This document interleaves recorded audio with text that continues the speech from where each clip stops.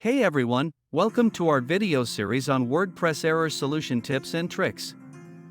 Whether you are a beginner or an advanced programmer, you will find something useful in this video, so let's dive in.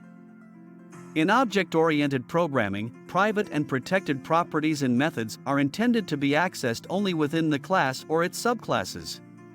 When you encounter this error cannot access private/protected property, it means you are trying to access a private or protected property of a class from outside the class.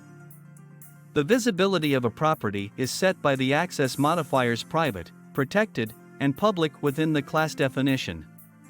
To solve this error, you can either: Step 1. Change the visibility of the property/method to public. If it's safe to do so, you can change the visibility of the property/method to public so that it can be accessed from outside the class.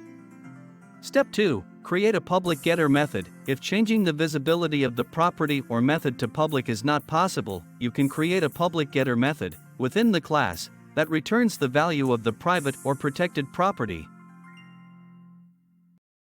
Here's an example of creating a public getter method. This code creates a public getter method called getMyPrivateProperty that returns the value of the private property myPrivateProperty variable. The method can be called from outside the class to retrieve the value of the private property without accessing it directly. Step 3. Extend the class. If you need to access the private or protected property or method from another class, you can extend the class and make use of the inherited properties and methods.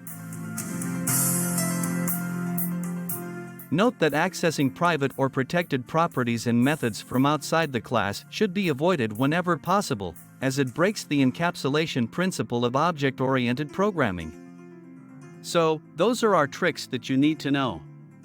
We hope you found this video useful, and if you want to see more videos like this, don't forget to subscribe to our channel. Thanks for watching.